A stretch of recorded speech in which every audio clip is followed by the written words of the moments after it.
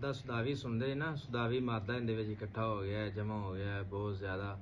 उहदे मादा सुदावी का पता नहीं हुंदा, कईयां नूं बस लफज सुन लेंदे ने कि मादा सुदावी। तो मादा सुदावी मेरा भाई हुंदा है जिहड़ा तुहानूं आ मौसम चेंज होवे ना तो आ फिनसियां निकलदियां ना जिसम दे उत्ते, ये ना निकलन तो तुहाडियां शरियाना मारियां जान, बंद हो जान, उन्हां दा मज़ीद ज़्यादा नुकसान हो जाता है, जिसम उत्तों सुकड़ जाता है। तो वो इस हालत दे विच जिहड़ा सुदावी मादा हुंदा है ना, उहदे नाल अक्सर बंदियां दे, औरतां दे, बच्चों दे एडे एडे किंगरे आ जिसम दे उत्ते ना गोल गोल इंचटाक बन जाते हैं। तो उन्होंने सदे ने आतशिक।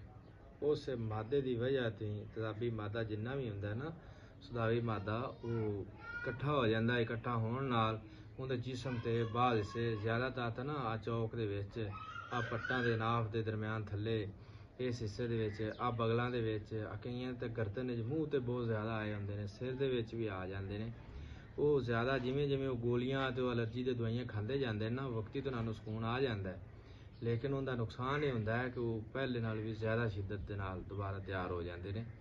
आराम दा वक्ती सुकून दा नहीं सोची दा होंदा, हमेशा जदों भी कोई काम करो वो करो कि दोबारा ये परेशानी, ये मुसीबत तुहाडे ते ना आवे, तुहानूं खारिश बार बार ना होवे, तुहानूं जिहड़ी फिंसी निकल रही ना होवे। आ जिहड़े आपां रत्त गाड़ सदने एडे एडे वड्डे गुड़म बन जाते हैं जिसम के उत्ते, तो हल्लन नहीं देंदे पूरे वजूद नूं। वो सूरत विच ये चीज़ां होंदियां ने सुदावी मादे दे विच आंदियां। इन्हां दे ख़त्म करने वास्ते, इन्हां तो बचन वास्ते वो जिहड़े आपां चीज़ां खाने ना, अक्सर घर दे राती खाना खा लिया, खाने तो बाद पानी रज के पी लिया, दरम्यान दे विच पानी पी लिया, रोटी बड़ी तेज़ी नाल खाधी, चबा चबा के नहीं खांदे, मोटे मोटे टुकड़े उवें निकल जाते हैं। इन्हां चीज़ां की वजह नाल सुदावी मादा तैयार हो जाता, मैदा कमज़ोर होंदा है, जिंदी वजह नाल तेज़ाबियत ज़्यादा पैदा बन जाती। उस उनके खून दे विच भी तेज़ी बहुत ज़्यादा आ जाती। आतशी मादा एडा ज़ालम होंदा है कि ये खून दे विच भी इंदा जहर चला जाता है। तो जिंदे खून दे विच जहर चला जाए ना, वो जदों भी रोटी खावेगा ना, उनके सारा जिसम उनका जी इवें करेगा भी बर्फ होवे, ठंडा पानी होवे तो मैं उनके विच नहांदा पिया होवां, चाहे जिड्डी मर्जी सर्दी होवे ना। अक्सर मरीज़ आंदे ने तो आंदे ने किन्नी ठंड पैंदी भी, तुसीं लुके बैठे जे हकीम साहब, तो असीं आ वेखो किवें लगे फिरने, साडे ते चादर भी नहीं, तो ठंडे यख पानी नाल मैं नहा के आया तो मैनूं कुछ सुकून होया। तो मेरा भाई इन्ने ठंडे पानी नाल नहाना असल तो नुकसान है, लेकिन उनकी मजबूरी बन जाती है कि अग उनके जिसम विच निकल रही होंदी है। आतशिक मादा सद्दे ही उन्होंने जिहड़ा अग दे नाल शोला बनदा होवे। तो नुस्खा तजवीज़ कर लो। नुस्खे तो पहले साडा यूट्यूब चैनल सबसक्राइब कर लिया करो, फेसबुक का पेज भी फॉलो कर लिया करो।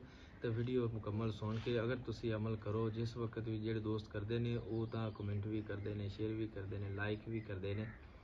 अगर तुहानूं किसी दोस्त नूं, बच्ची नूं, बच्चे नूं, भाई नूं, भैन नूं, किसी नूं कोई मसला है, चाहे वो जिस उम्र भी है, 40 साल की उम्र, चाहे 50 की उम्र, चाहे 80 की उम्र, जिहड़ी उम्र दे विच भी है, इनकी शफा हैगी जे, इनका इलाज हैगा जे। ला इलाज मर्ज नहीं हैगी। बाज़ औकात डॉक्टर कह देंगे ने आदमी दवाइयां ला ला के, उस हैवी डोज होंदी नहीं उन्होंने कोल, वो कहते हैं जी हुण इनका इलाज कोई नहीं हैगा, बस आ तुहानूं दवाई दे दी, इहदा तुसीं दवाई का इस्तेमाल करो, जिसले तुहानूं खारिश होवे, तुहानूं दर्द होवे, जिसले तुहानूं तकलीफ होवे, तुसीं गोली खा लेनी, बस सौ जाना।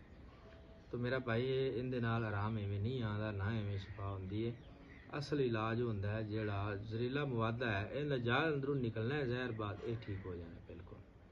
तो इहदे वास्ते तुहानूं नुस्खा असीं दसदे पे, इहदा तुसीं इस्तेमाल करना है। अल्लाह दे फजल नाल एक दफ़ा इस्तेमाल करोगे, तुहानूं खारिश, जलन, जिहड़ा साड़ बनदा पिया, ये नहीं बनेगा, तो बिल्कुल ठीक हो जाएगा तुहाडा ये मसला। तो नुस्खा तजवीज़ कर लो।